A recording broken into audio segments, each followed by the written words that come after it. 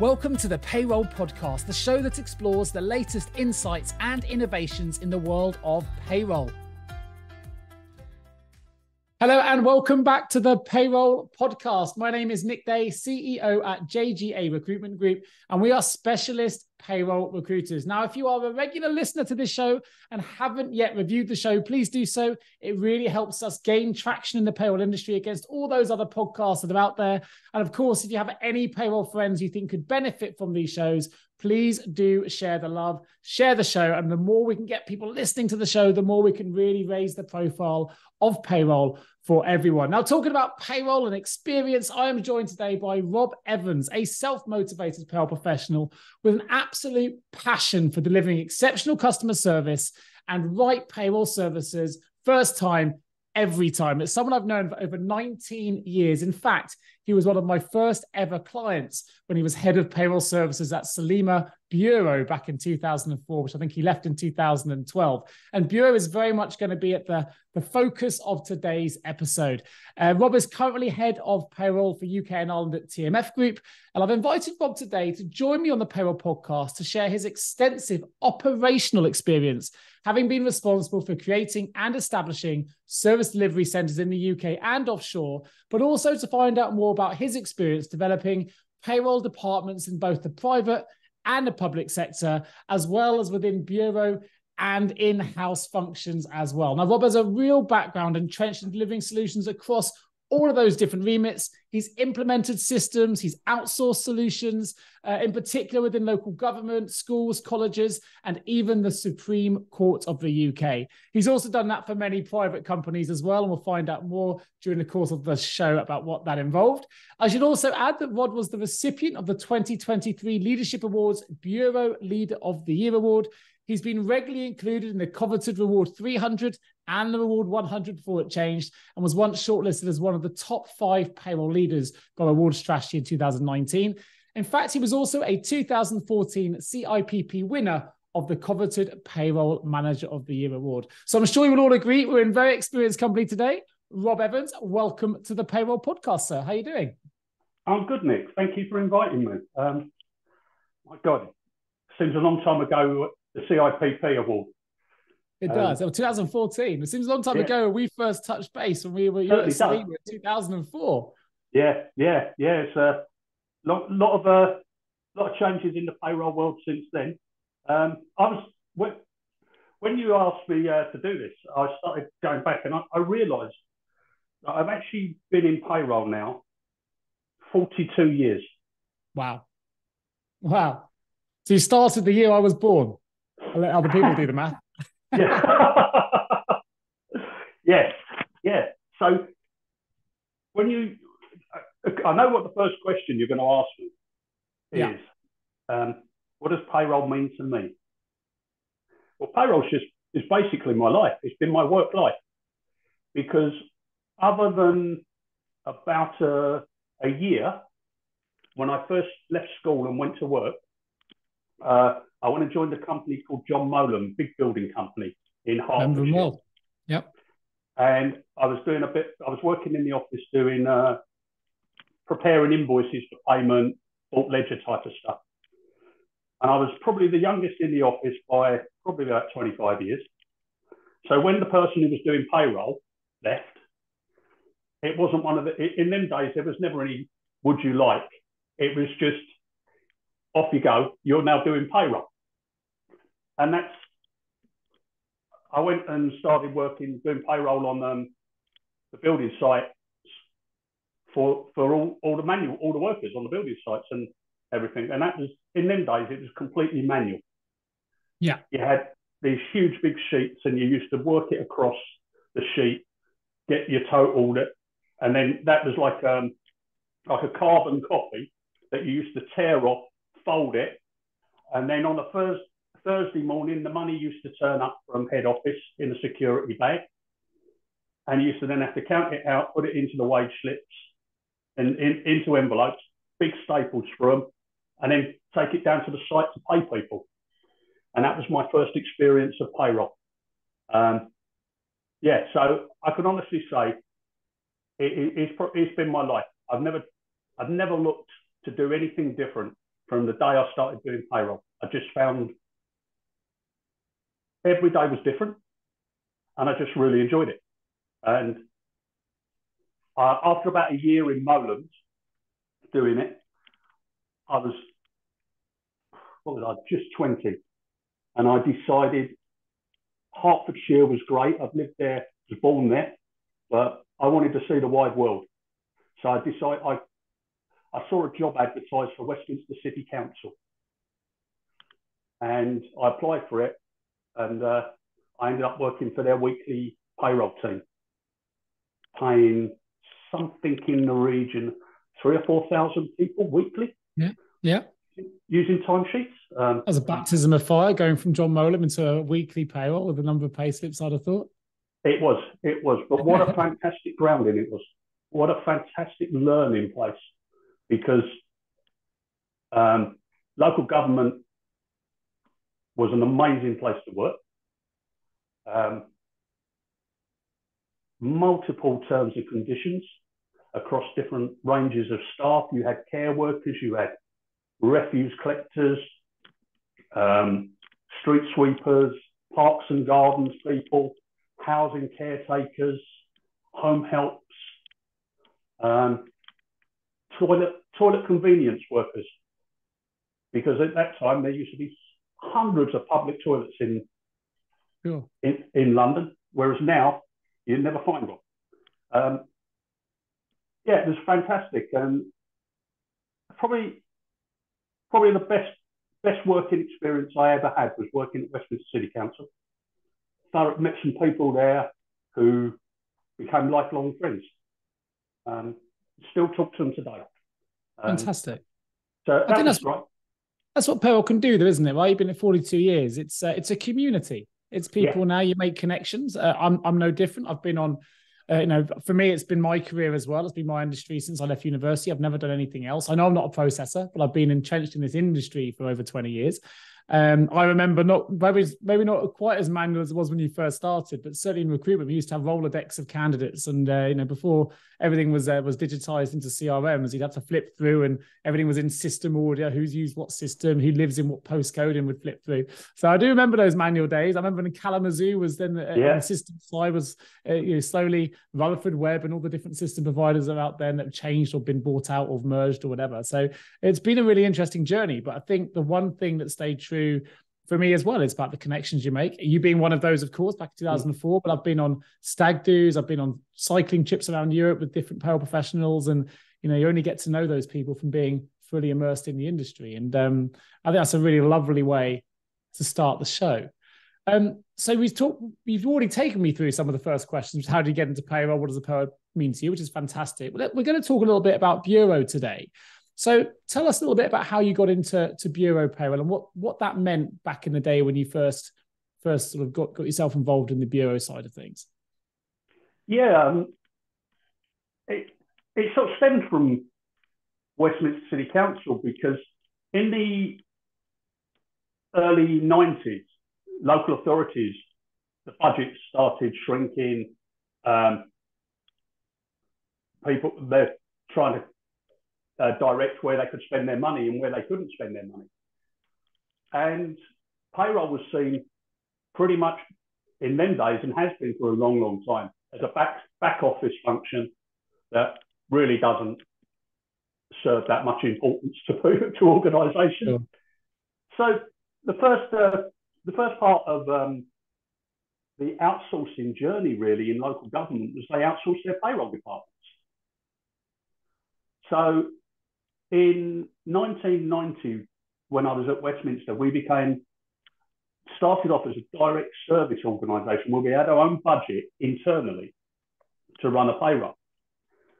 And we proved very successful at it, keeping costs down for a multitude of reasons.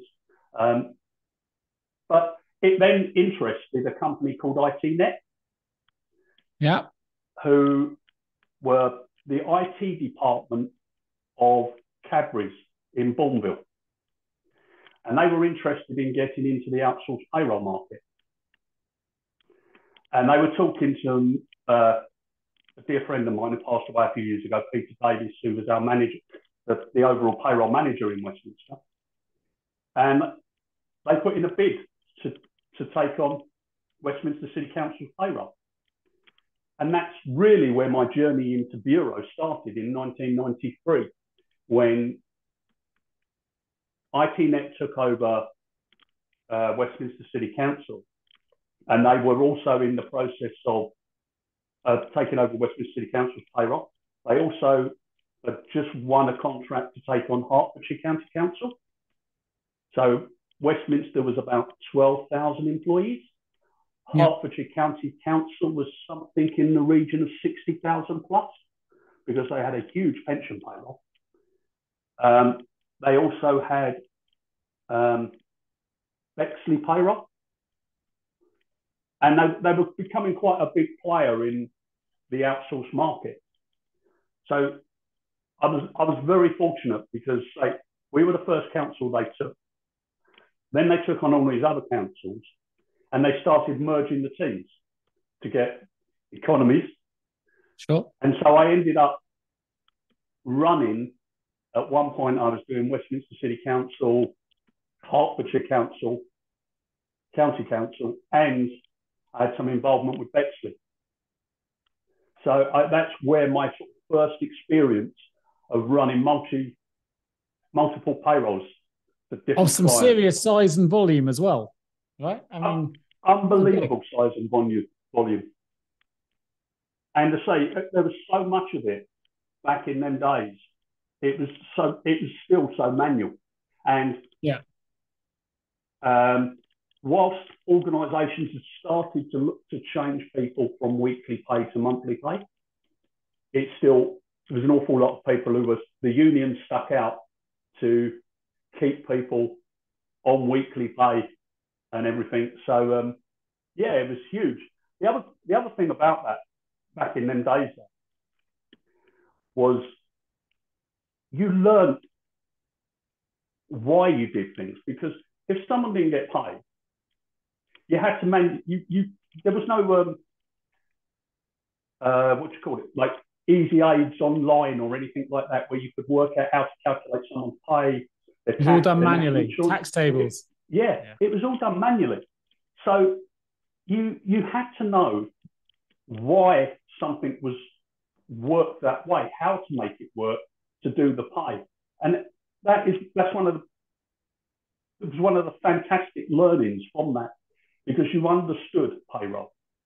You knew you had to take the pension off before you did the tax. You knew overtime wasn't pensionable, so you didn't include that in the pensionable pay. There were so many things that just became second nature to you, because you learn every part of it. And I feel, this is probably for later a little bit, but I feel like today everybody is so reliant on the system. And if the system's not there, they really struggle to be able to explain how to do something or actually do it. And that's my first experience of bureau, really. So tell me a little bit about what are the, because you've done both. You've got a varied career, as I mentioned in my introduction, between in-house, bureau, public sector, private sector.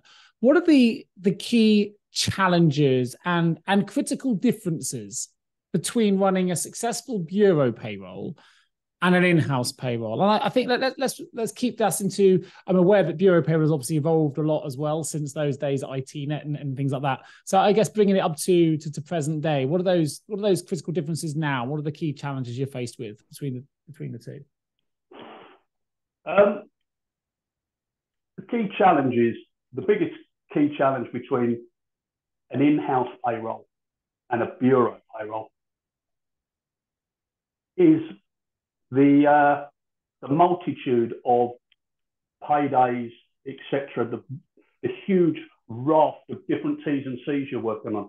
I was looking, just doing some prepping for this today, and I have, in the UK, I have 280 clients now, and in Ireland I have 165. It works out about 28,000 payslips. In Wow. the UK this month, we've got 17 different paydays. And Wow. I'm sure Yeah. Ireland has got some. We've got the 1st of the month, the 5th of the month, the 6th of the month, 7th, 10th, 12th, 17th, 18th, 19th, 20th, all of the way up to the end of the month. So just trying to keep all of that on track is a huge piece of work.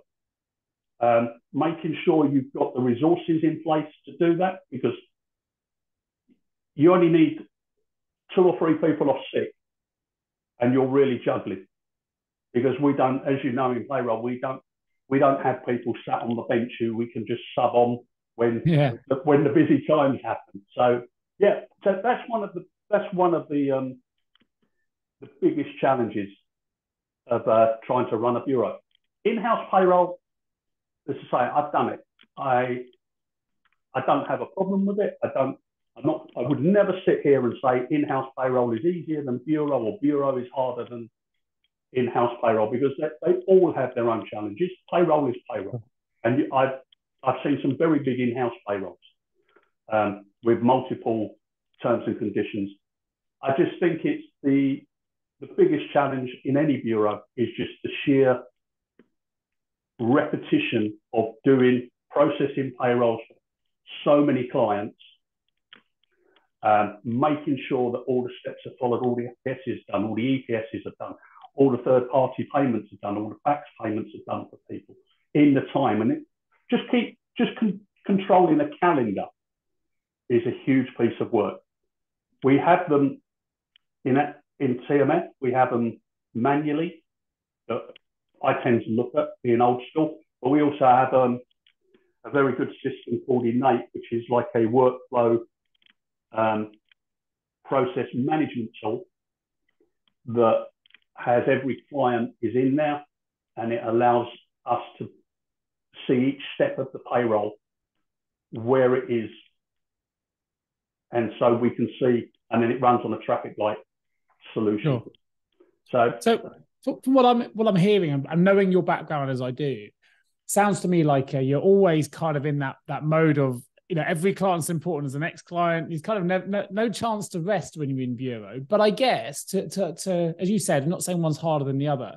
To counter that, when you're doing in-house payroll, of course, you've got a different set of challenges. So it might be you're looking at efficiency improvements and bringing in a new system. I know I've done a number of system implementations. Now, I'm not saying you can't do that in bureau, but of course, implementing a new system across 280 in the UK alone is a bit of an undertaking, and not every client might want to do that. So it's a different situation. But in-house, you're always looking at those efficiency gains, those efficiency processes. There's probably more involvement, I would imagine, in the just improving systems, processes, communications. Whereas on bureau, you haven't really got time to think. It's next deadline. Yeah, absolutely. Also, in-house, you have more of the more interaction with the employees. Sure. Because they're your employees. Sure. Whereas in bureau, you tend to go through a payroll contact or a HR contact or finance somebody. So the queries sort of come to you third hand or second hand. Whereas in-house, everybody knows where the payroll people are if they're in the office. Yeah. And you could walk in the morning, you could have a long line of people standing there wanting to talk to you about why their tax has changed, why didn't they get their overtime and all of that. So the buck stops with you in-house a little bit more, maybe. Yeah, much more. And that's actually very nice as well, because again, you get to talk to the people, and you meet people, and it's quite nice when you've explained how tax works to somebody face to face, and they understand it. Whereas, say, from a bureau perspective, you tend to find it's very much email responses, Teams message responses, rather than that human interaction. It's probably, I'm making an assumption here, but my knowledge of bureau would suggest it's probably more analytical in the sense that you're looking more at the number of, the accuracy rates, the feeding back of reports, making sure that SLAs are being adhered to. Because you mentioned that actually you rarely deal with the inquiries directly. And that's because in my experience, even those that outsource payrolls will still often have a payroll manager in place that is employed to liaise very much with the bureau providers and making sure things are correct before they send them out. So they will still be arguably the point of contact for those payroll queries firsthand. So I guess what they're interested in, if they're outsourcing a service, they're expecting you to hit a certain metric in terms of accuracy and compliance and all those things. So would I be correct in thinking as a result of that, there's more reporting or analytical kind of responsing than you might have on an in-house basis? Yeah, definitely. As you quite rightly said, I must admit, I don't process payrolls at all these days, and probably haven't really processed a payroll since 2020, 2021 maybe. During COVID, I did process a couple of payrolls. Yeah. And it was the team asked me not to do it after that because the client, funnily enough, the client turned around and said, "Can we have Rob do your payroll because it's been the best one we've ever had from him." Oh, that's nice. Very good. So I stepped away. I had to step away from it because the team didn't want me doing it anymore. But yeah, I spend most of my time these days is looking at process improvement, looking at, we have some wonderful tech in TMF. The innate task management tool leads into what we've got called like global dashboards. So I can see how long it's taken someone to respond to emails, how long it's taken someone to process a payroll. I can see how much rework we've done, how many defects are down to us, how many defects are down to clients. And it gives me and my peers and everything, great insight to what is going on in the TMF payroll world. And it allows us to look at where we have problems, pinch points, where we may be short on staff in certain areas. One of the things that I've been looking at recently is the defects and the rework, because there's two parts. One, if it's at our end, I massively want to understand why the mistakes are happening at our end. Is it too much manual intervention?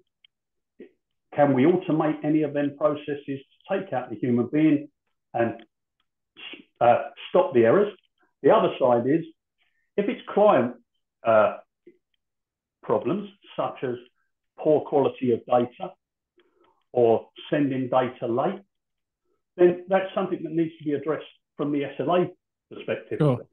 Sure. And ultimately, there is also a revenue opportunity there, because if people are not going to send in the data in the format we request, and we then having to manipulate the data or manually key the data because it's coming in email messages rather than templates that we've issued to clients, there is every opportunity to go back to the client and say your payroll will cost you more if you don't start using our formats. So there's so I do an awful lot of that. I do also find myself these days much more talking to staff ever since COVID, with people not going into the office. I spend an awful lot of time in Teams meetings, talking to my direct reports, making sure they're okay and checking in and that type of thing. So the role of the payroll, my sort of role, has definitely changed even since COVID. It's the I don't say curse is the wrong word, but it's when you go into payroll doing the thing that you love, but actually it's the same with any profession, including recruitment that I'm in, right? The kind of the better you get at it, or the more you further go up the chain, the less involved you are in the day-to-day, right? It's just part of the role. You get to oversee and mentor those that are doing those things in recruitment. In my shoes, you eventually get to a point of, they say, you've made it to the top when you become an accountant, which is just looking at the P&L and the reports and the other bits. I'm always coming around to the financial side of things in the role that I'm in. It's the same with payroll. Eventually, you work that hard your entire career so that you you have a slightly different perspective and it's an overview. You don't need to do the day-to-day processing so much. Utilizing your experience then now as someone who isn't processing day-to-day, right? But if you were to start up, I don't know, Rob Evans, ABC Limited, whatever it is, right? And you had let's say you had 3,000 employees. I'm going to give you this number. What are some of the questions that I should be considering to know whether or not outsourcing a payroll is going to be right for my business? What are some of the considerations we need to think about? You've talked about the merits from a payroll management perspective, both professions and the challenges of both. But actually, from a business perspective, what are some of the advantages of outsourcing to your bureau? What are some of the advantages of keeping it in-house? And what should we think about? The advantages, obviously, and since COVID, I personally, at TMF, I've noticed a massive influx of clients wanting to outsource their payroll. So because I am sure they all realised once furlough came in how much extra work that was creating for a payroll office. The legislation, all legislation is, the HMRC want payroll to basically deliver everything for them without there really being any recompense to an organisation or that for doing HMRC's job for them. Yeah. So there's a staffing, there's the staffing. By outsourcing, you take your risk away from staff sickness, that type of thing.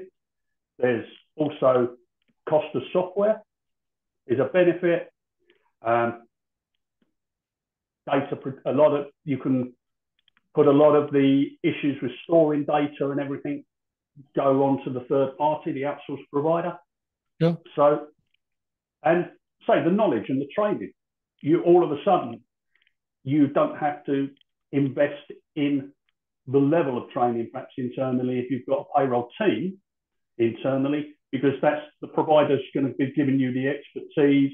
They should be giving you the governance around it, and you should be protecting yourself from HMRC fines and that's because all of that's been pushed over there.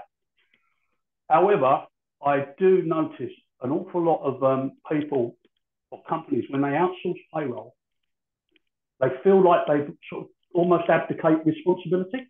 Yeah, I can imagine that. I can imagine that. They let their payroll people go, and they think, oh, well, the finance director can look after payroll, or the HR manager or the HR admin, they can look after payroll and make sure it's all okay. But they don't know anything about payroll, or might not have any knowledge of payroll.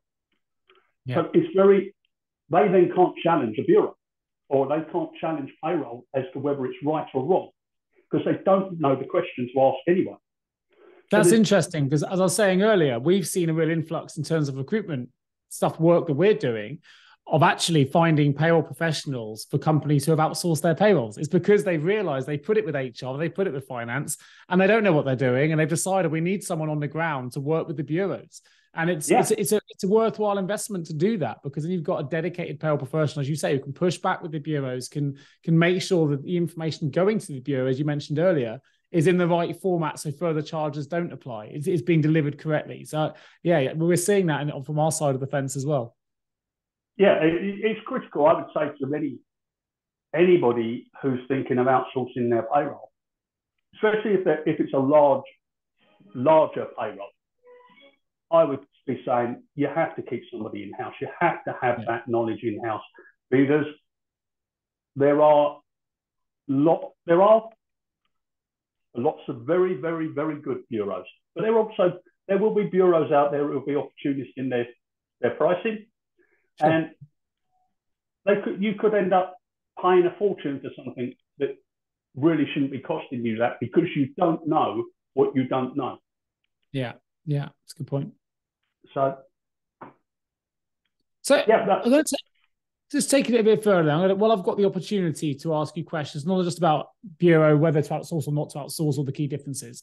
But it's rare I get someone who's not only done in-house payroll and bureau payroll, but who's also worked in public sector at a big level, large scale level, and has managed in-house payrolls as well. So what are the key differences between public sector and private sector? Because when when I look at this through the recruitment lens, when people are in the public sector, actually, they're usually reticent to leave it. They tend to stay in the public sector for their entire payroll careers. Whereas when we talk about trying to move people from private sector to public, there seems to be a resistance to it. And I don't know why that is. So it'd be great to get some experience on your side. And there seems to be a resistance to come out of public sector to private sector. So what are the key differences between working in both environments? And is it a simple transition to move from private to public or public to private? I think the transition is quite easy. People don't tend to want to leave public sector to go to private sector because the benefits in the public sector are just far exceed what's in the private sector.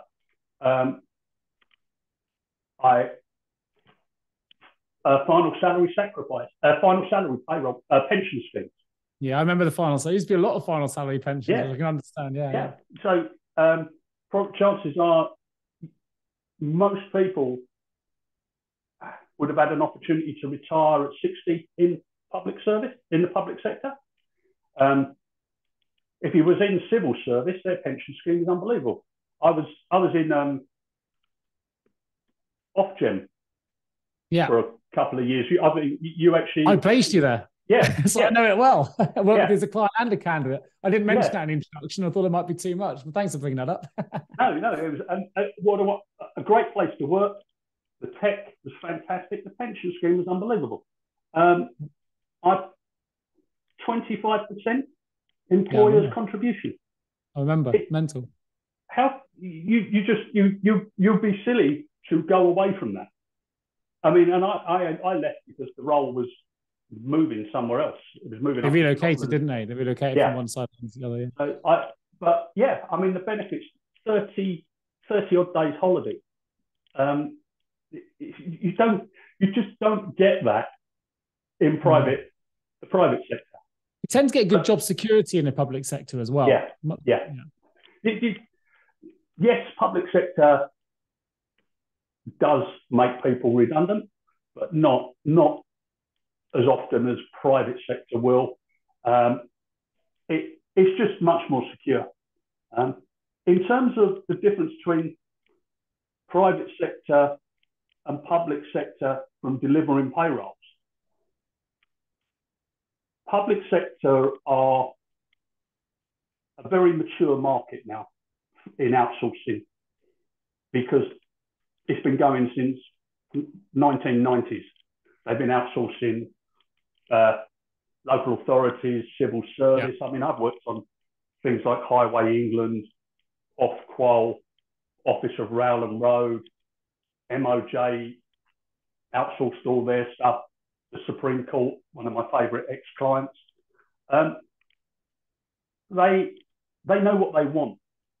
And the price, they're very driven by price. And you're not going to make a lot of money from an outsourced perspective in that industry because they're very knowledgeable about what they want. Huge raft of terms and conditions.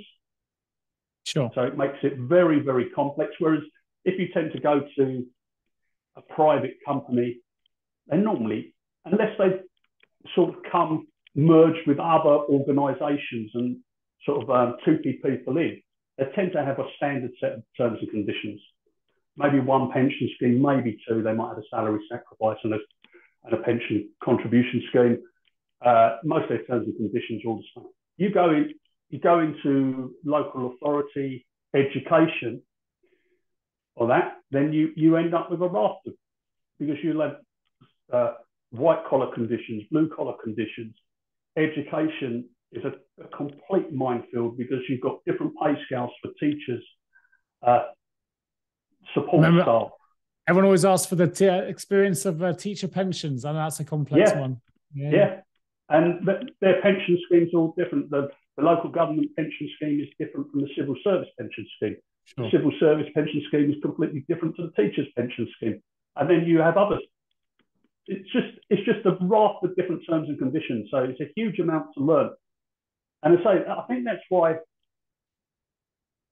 I took to bureau because I'd done that. I worked in all of that when I was at Westminster City Council, because in 1990 ILIA disappeared and all the education came into local authorities. So we had a huge learning curve to understand how education payrolls ran, learning, say, the teachers' pension schemes and all of that. So whilst working in-house, I learned, really started to learn bureau while in-house. So when I moved over to truly into the bureau world, it was like a bit sort of familiar to me, really, because I was used to working on multiple T's and C's, different pension schemes, different holiday schemes, pay awards, and all of that type of thing. So it just was felt an easier fit for me. So taking things forward, then, there's a famous coaching saying that says, "What got you here won't get you there." We're seeing the world of payroll evolve rapidly. Obviously, a lot of that was advanced during the pandemic, where we had to change the way things were done, and technologies are constantly, infiltrating the payroll process now with new solutions that do different things. What do you see as being the biggest challenge for the future of bureau, and maybe even for the payroll industry in general? And what do we need to consider as payroll professionals, particularly leaders within this space that a lot of people listening to this show will be operating at? They need to adapt or consider in order to be ready for what's coming? Good question. I think the biggest thing for the payroll, regardless of it's in-house or bureau, I think is recruitment and retention of staff. I think COVID burnt out a huge amount of people. Yeah. And a lot of very experienced people have walked away have walked away from the payroll industry. Chose to retire, or just said, enough is enough. I don't want to do that anymore. And going back to what I was saying earlier, that has left a huge hole in the payroll world. Because whilst there's people who want payroll jobs, they don't have the knowledge, they don't understand how and why things happen the way they do, or how that. So we've got a lot of people in the industry now, or coming into the industry, but we haven't got the knowledge has gone. And that is a big problem. And as leaders, we have to be shouting that organisations need to train their people. We need, as leaders, to be pushing payroll centre, CIPP, and get them training our staff and making sure people are up to speed on it. And making sure that we are monitoring the levels of our staff and making sure that they are getting the training they need. I'm not sure if I'm allowed to do a bit of a plug, but we use a tool called ACT from the payroll. I know ACT really well. We actually offer it as a service for our own recruitment service here for people. You were talking about the importance of recruitment and retention, Rob. It's music to my ears, but we're the only recruiter that offers ACT as part of our standard service. So we were able to use the ACT solution to understand the capabilities of the people we're putting forward for positions. So if you're taking them on and you see there's a weakness in SMP or whatever it might be, you can make the decision as to whether you can train that in-house, whether you need that skill or whether you don't. And it really helps from a recruitment perspective. So I know ACT very well. Fantastic product. Yeah. So I brought that into TMF. It's, as you say, fantastic tool.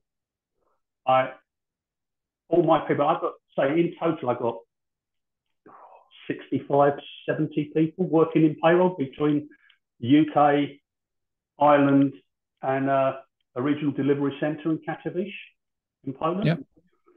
Yep. They all are expected to do the ACT core modules, and then do, for people in more senior roles, do the extended stuff, and it just gives me a glance. I can look and see who is struggling, where my pinch points, where my problems are, and start challenging. I have a lady who's taken up a training role, and she can then start focusing the sessions that she's going to run internally for people. Or if it's something that's going to need more than an in-house training, we can go and talk to CIPP, the payroll center, whatever, whoever. And for those not familiar, ACT works on a traffic light system. So green is knowledge is there. Amber, if you like, is you've got some knowledge, and red is a training requirement, right? So your trainer now can spot where the reds are and deliver the training in the areas that are most necessary. It's a very clever system for identifying training requirements, identifying, I don't like the word weaknesses, but areas for development, areas for improvement. It's also I like the terminology in it, in that they're not tests, they're quizzes. Because I don't think people like being told they're being tested. It provides an opportunity for your employer to invest in making you better and more knowledgeable of what you do. And if you embrace it with that mindset, and take on the assessments, the quizzes, whatever you want to call it, then actually it gives you the opportunity then to get the training from specialist trainers elsewhere to improve. And that's what we want. And we want to use I was happy you mentioned recruitment and retention. It means that my job hopefully is still safe, Rob, or the business we're doing, right? Because, I'm sure it will be. I'm sure it will be. So we're going to use ACT as part of working for internal promotions as well, to see whether people are ready to take the next step. It's not all about how to calculate tax. It's not all about knowing how to calculate national insurance. But there are fundamentals that really, if you're taking a step going from an admin to a senior, or from a senior to a team leader, you have to have a certain depth of knowledge to be able to even take on the role. So, and it gives me a very, very quick view of who is in the right place, ready to move on. So that's great. I think the biggest challenge from me, from a bureau perspective, is the magic button. And we're all searching for the magic button. And we all laugh about, oh yeah, payroll's just pressing a magic button. Yeah. I think I was listening to Vicky a few weeks ago, and she was saying, actually, we all want the magic button because we want to eliminate, like, almost people's manual intervention in stuff. We want to get systems driven. I know in my area, I've got something like 100 payrolls that's probably got between 1 and 6 or 7 people on them. Now, if I could get them payrolls, if I know they're no change payrolls, nothing's going to happen on them in most months. If I could automate a process where AI, a bot or something could come along and go, press that button, right, we've opened the period, we've downloaded the HMRC, we've created a timesheet, we've run the payroll, and I've created all the draft reports, and they're now in your output, ready to go for someone to check. If we can get that type of tech working, and then roll it out to larger clients and that type of stuff, the world becomes much easier. And when I keep saying this to people, their immediate thing is, oh, you're trying to make the people take the people out of payroll. No, I want the people to concentrate on what they're delivering. I want them to be looking at checking what's been produced, making sure it's correct. I want them engaging with the clients, talking to the clients, and building the client experience, rather than people being pressurized, keying data into the system, trying to load data into the system. I couldn't agree more. I mean, I actually had that conversation with Vicky about the big red button, if you like, and it's actually what we should be aspiring towards. It was Ben Johnson, someone I dealt with, who first mentioned it to me. So I don't know why we're fearful of it. This is what we're aspiring for. And you know why we're aspiring for it? Because payroll has evolved. It's way more complex than just the process now. And that's the beauty of it. That's actually the thing we should be celebrating. As you say, it's the client experience, the employee experience, the well-being side of payroll, dealing with benefits, dealing with data analytics, and, not seeing payroll just as a cost center, but actually something that can add money to the bottom line if you spot the right efficiencies in the right places, building cross-collaborative relationships with other functions to improve organizational success. So much stuff in there that actually, if we can get that main bit done, the automated bit, the bit that is actually at most at risk of human error, then actually then we can really see the payroll get, thrust into the limelight for the future, which I think is really exciting. Something you mentioned, Rob, which I thought was interesting, is what earlier on talking about the pressure of the amount of deadlines. I think it was 17 deadlines that you said you run all at the same time. It's got to be a stressful profession. And I know that if you're working, you mentioned a lot of people been burnt out by the pandemic. They've struggled with the stress. They've decided enough is enough. And we've seen a lot of really good talent leave the industry. So I would argue then that it's really important that we have stress relieving exercises or things that we do outside of work that can allow us to come into our work and be our best versions of ourselves. And I know you, so I know where this is going, and you'll know where this is going. You do take or have some involvement in a particular sport that I'm sure is a particularly good stress relief. I wonder if you could tell us a little bit more about that. Yeah. As we said at the beginning, I'm a massive sports fan. Into all sports. When we were talking off air. A massive cricket fan, rugby fan, Chelsea fan, and so on. Chelsea football fan. Whether that probably people have disliked me even more now. I'm a Spurs fan, so well, you're happy at the moment. But yeah, anyway, I'm a big fan of sports, and I train a lot. I like training. It helps. But when I was 55, I started training with a lady who was into boxing. And I fell in love with boxing. And I know my partner, she's like, you must be mad. Why would you want to do boxing? But I just fell in love. And one of the things I'd say to anybody, firstly, from a fitness perspective, it's one of the best training things you can ever do. Yeah. And secondly, whether you're just hitting a bag, whether you're hitting pads with a trainer. When I say pads, it's where the guy stands and waves them around and calls out shots that you want to hit, and you then you throw the punches at the pads. Or whether you go to the extreme that I went to, which is I had white collar fights.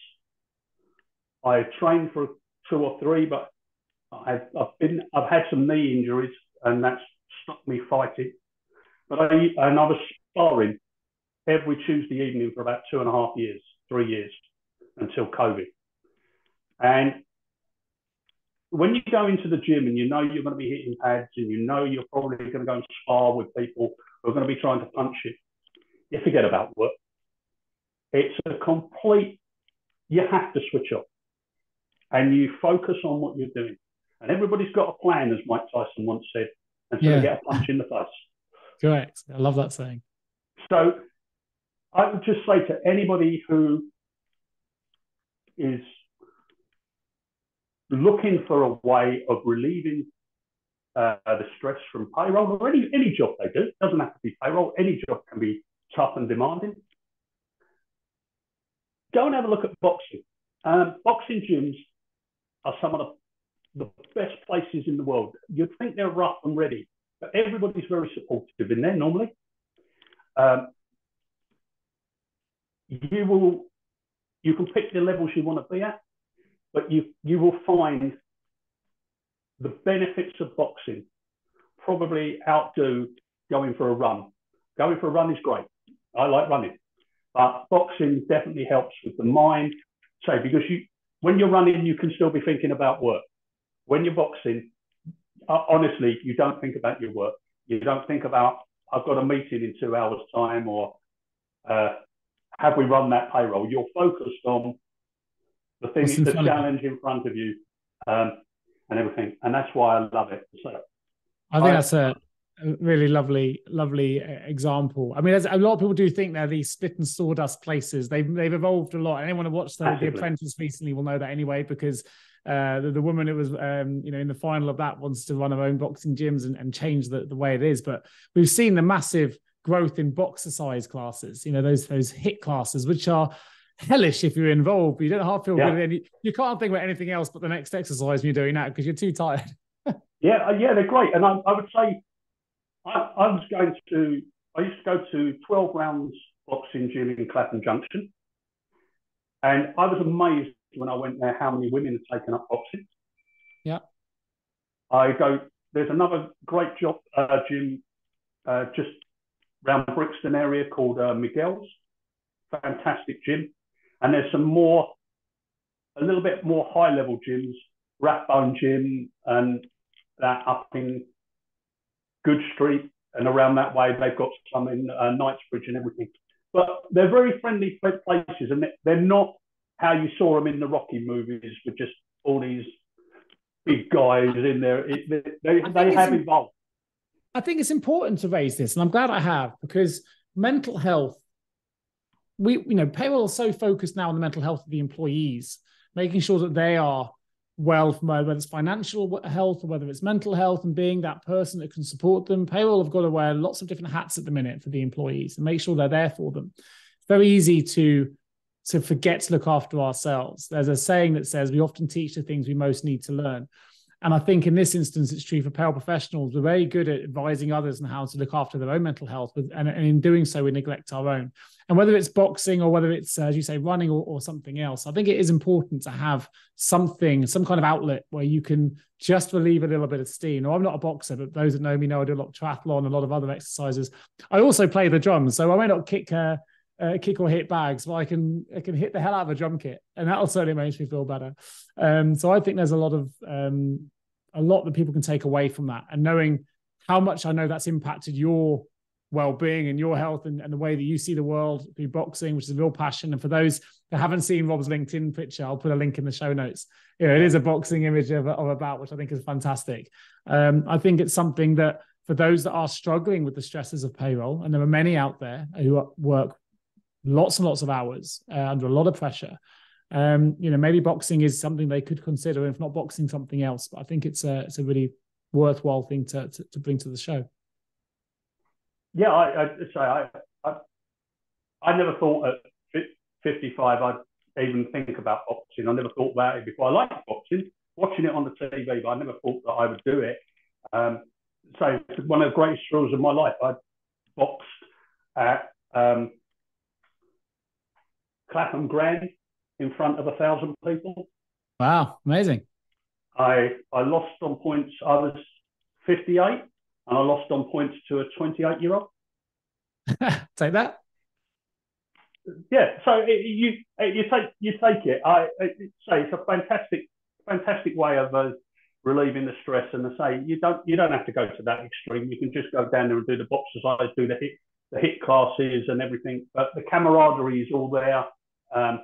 And the boxing gyms do actually all do quite a lot of mental health work as well, and good, which I found sort of quite eye-opening when you consider how people would consider boxing as a bit of a barbaric type of sport, when actually it's very keen on promoting mental health. And you'd be surprised how many people in boxing gyms struggle, and that is how they cope. Yeah, fantastic. Well, listen, today's been a really good exploration into the world of bureau. Your experience in particular, Robert, 42 years. I'll never forget that now, because I know it's the same age as me, so I'll always know, for as long as I know you, how long you've been in the industry. Going to finish with 3 short, sharp questions. We're going to open the payroll vault. To begin with, one piece of advice you would give to someone working in payroll right now? Oh, piece of advice.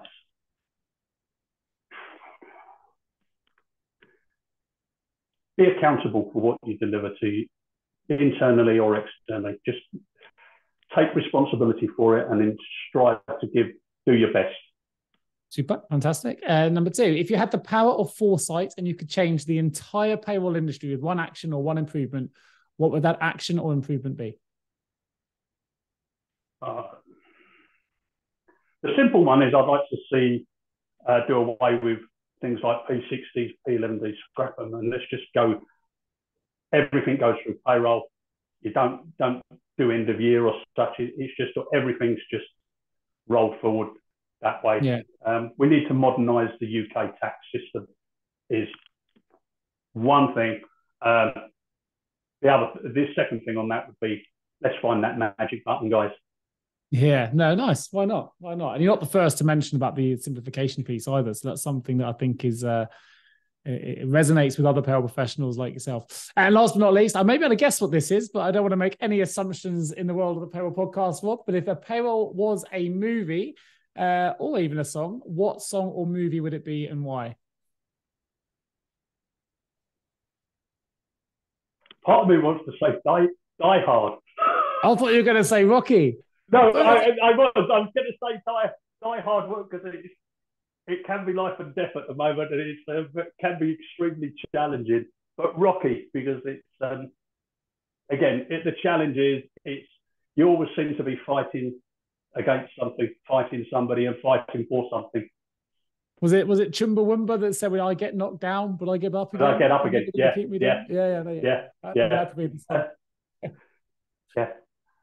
Now, this, I'd say 42 years in payroll. I love it. And I just say to anybody out there, if you're starting your career in payroll, enjoy it, have some fun with it.